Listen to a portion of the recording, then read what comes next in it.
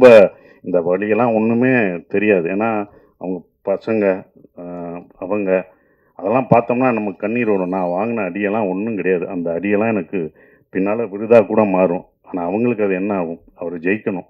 அவர் ஜெயிக்கணுன்ற ஒரு விஷயந்தான். கண்டிப்பாக இந்த படம் சரவணனுக்கு பெருசாக நிற்கும். அதுக்கு தான் எல்லாம் வந்து நிற்கிறோம். நான் வந்து வழி அனுப்ப போன மாதிரி தான் இந்த படத்தில் 4 நாள் நடிக்கிறதுக்கு தான் இந்த படத்துக்கே போனேன். கனியனை நடிக்கிற கேரக்டர் தான் என்னோட கேரக்டர் வழி அனுப்ப ட்ரெயினில் ஏற்றி விட்டுரு வாங்க நீங்களே ஏறுங்க மாதிரி நான் வழி அனுப்ப வந்தேடா என்னப்பா ஏற்றிட்டீங்க அப்படிதான் அந்த படம் இருந்தது. அது வேற ஒரு நடிகர் நடிக்க இருந்தது. நான் தயாரிக்கணும்னு நினச்ச படம் என்னால் இப்போ வரைக்கும் தயாரிக்க முடியலை அப்படின்ற ஒரு விஷயம். பட் அவர் தயாரிக்கிறது எனக்கு சந்தோஷமாக இருக்குது. அங்கே போனோடனே தான் நானே சொன்னேன், சரி நம்மளே ஒரு இழுத்து விட்டோமோ தயாரிப்பு நம்மளும் வந்துட்டோம் இழுத்து விட்டோமோ அப்படின்னு ஒரு மனசு குற்ற உணர்ச்சி இருந்தது. அப்போ சொன்னேன், சரி நானே பண்ணுறீங்க அப்படின்னு. அவரும் கொஞ்சம் ஏறங்க பார்த்தாரு. எங்க உங்களை நான் வேற மாதிரி பார்க்குறீங்க, வைரவன் கேரக்டரில் நான் அப்படி நிற்க வச்சுருக்கேன், நானே இப்படி உங்களை இறக்கி இந்த சென்ஸ் இவ்வளோ கஷ்டமான ஒரு இடத்த கொடுக்குறது, அவ்வளவுதான் உங்களை நீட்டாக அப்படி வந்து நின்னீங்க பார்த்தீங்க அப்படி இது பண்ணீங்க அப்படி பார்த்ததை நீங்கள் இதில் ரொம்ப கஷ்டப்படணும், இந்த கேரக்டராக மாறணும், நீங்கள் எப்படி மாறுவீங்க அப்படின்னு சொன்னார்.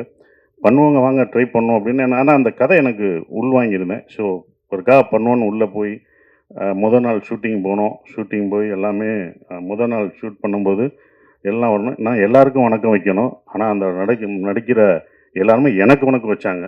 வணக்கம்ன்ட்டாங்க, கட்டுன்ட்டாரு. நான் அப்புறம் அவங்ககிட்ட கெஞ்சி நீங்கள் வணக்கம் வைக்காதீங்க, நான் தான் அந்த இடத்துல வணக்கம் வைக்கணும்னு. அவங்க என்ன ஒரு நடிகராகவே பார்த்தாங்க.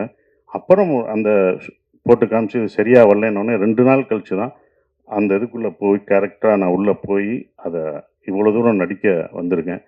அவர் சொன்னார், நான் ரொம்ப கஷ்டப்பட்டேன் அப்படின்ற ஒரு விஷயம். ரொம்ப கஷ்டப்பட்டேன்னாரு. இஷ்டப்பட்டு தான் கஷ்டப்பட்டேன். நட்புக்காக நாங்கள் உயிரே தருவோம். அடி வாங்க மாட்டோமா என்ன? பல அடி வாங்க மாட்டோம். ஆனால் அந்த மாதிரி வாங்குறது தான் அது எனக்கு எனக்கு அது நல்ல விஷயமா அமைஞ்சிருச்சு. படம் பார்த்துட்டு நீங்கள் சொல்லுவீங்க, இதை நீங்கள் மிஸ் பண்ணாதது நல்லது அப்படின்னு சொல்லுவீங்க. ஏன்னா நீங்கள் தான் படம் பார்த்து சொல்லணும். ஏன்னா எங்கள் படத்தை நாங்களே வந்து சொல்ல முடியாது, இப்படி இருக்குது அப்படின்னு சொல்ல முடியாது, பாராட்டிக்க முடியாது. நீங்கள் படம் பார்த்து சொல்லுவீங்க. கண்டிப்பாக நான் அதை மிஸ் பண்ணலை அப்படின்ற ஒரு விஷயம்.